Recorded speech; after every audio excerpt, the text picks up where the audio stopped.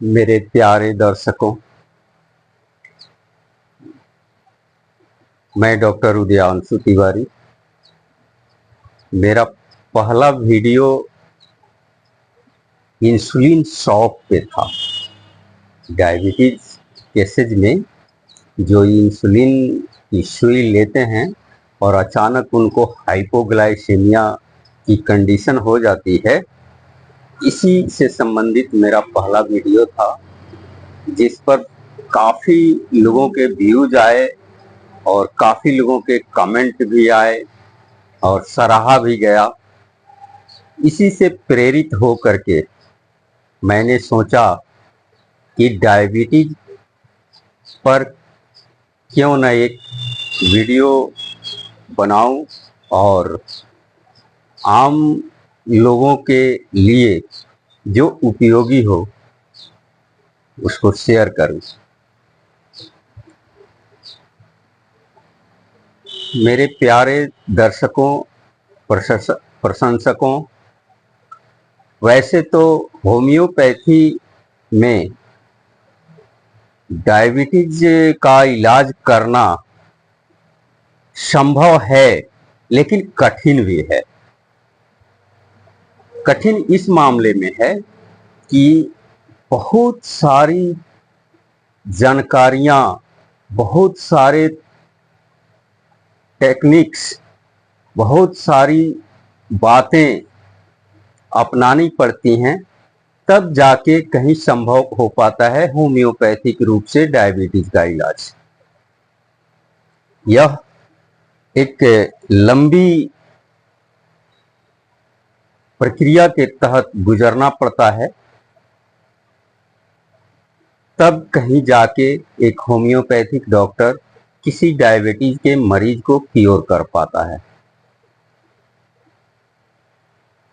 वैसे डायबिटीज के बहुत सारे कारण हैं होने के, जिसमें आजकल जो चीज देखने को मिल रहा है कि हर परिवार में एक दो आदमी डायबिटीज से पीड़ित है, हर परिवार में एक दो तीन आदमी पीड़ित है। आखिर क्या कारण है?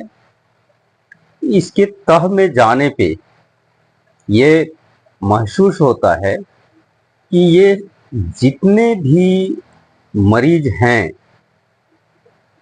अन्य सभी कारणों में प्रमुखतया या तो इनके खान पान दूषित हैं, खान पान इनका सही नहीं है, या स्ट्रेस में जिंदगी जी रहे हैं, और तीसरा सबसे प्रमुख कारण ये भी है कि आजकल छोटे या बड़े हर तरह की बीमारियों में जो एलोपैथिक दवाएं ली जाती हैं, उनके दूरगामी परिणाम, दूरगामी दुष्प्रभाव के कारण जो है डायबिटीज होने की प्रबल संभावना हो जाती है। तो आज मैं आपसे इसी डायबिटीज का होम्योपैथिक इलाज से संबंधित कुछ रोचक चीजें, कुछ दवाइयाँ आपको शेयर करने जा रहा हूँ। हालांकि हम जो अभी शेयर करने जा रहे हैं वो एक नुस्खा है, जिसमें 4 दवाएं मिली हुई हैं, और यह भी सत्य है कि मैं नुस्खे पे कभी आधारित होके किसी भी मरीज का इलाज नहीं करता हूँ। फिर भी जो लोग क्लिनिक में नहीं आ पाते हैं या और जिनको उचित होम्योपैथिक डॉक्टर नहीं मिल पाते हैं और वो चाहते हैं कि होम्योपैथिक दवा से मैं अपने शुगर को कंट्रोल करूं, तो उनके लिए यह समर्पित है। आप इस नुस्खे को आजमा के देख सकते हैं, इसका कोई साइड इफेक्ट नहीं है। आप एक ऐसी शीशी 1 आउंस की जो ड्रॉपिंग फाइल होती है आप उसको लीजिए और उसमें 2 तिहाई भाग डिस्टिल वाटर भर दीजिए। फिर इस शीशी में नोट कर लीजिए 4 दवाएं लेनी है। एसिड फॉस 30, कागज पेन निकाल लीजिए और चारों दवाओं का नाम लिख लीजिए। एसिड फॉस 30,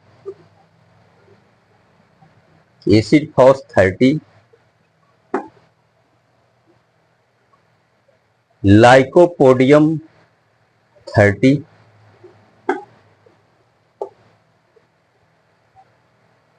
आर्सेनिकम एल्बम 30 और सल्फर 30।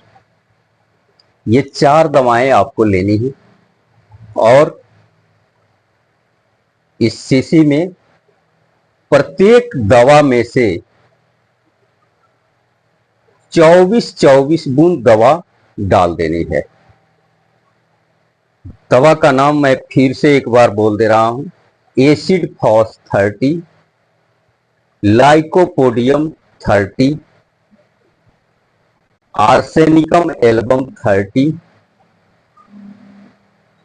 और सल्फर 30।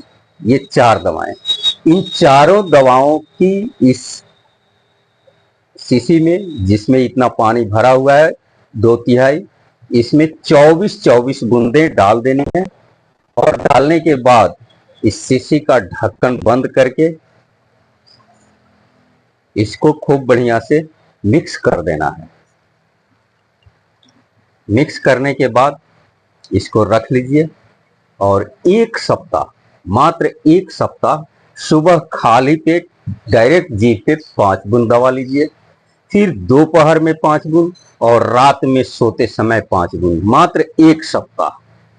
1 सप्ताह यह दवा डायरेक्ट जीभ पे 5-5 बूंद लीजिए। 1 सप्ताह के बाद ब्लड शुगर अपना चेक कराइए।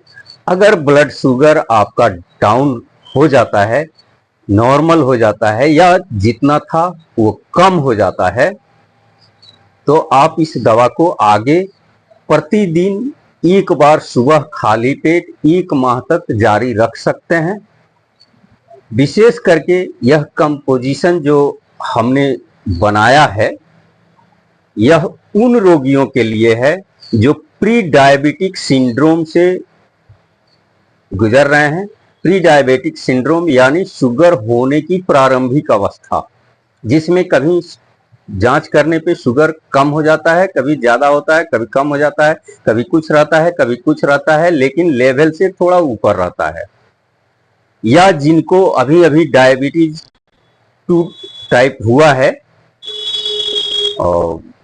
और शुगर बहुत ज्यादा नहीं है, एकदम हाई लेवल पे नहीं है, 350-400 के आसपास नहीं है, 200, 250, 250 के अंदर में है, वे व्यक्ति इस दवा का सेवन कर सकते हैं।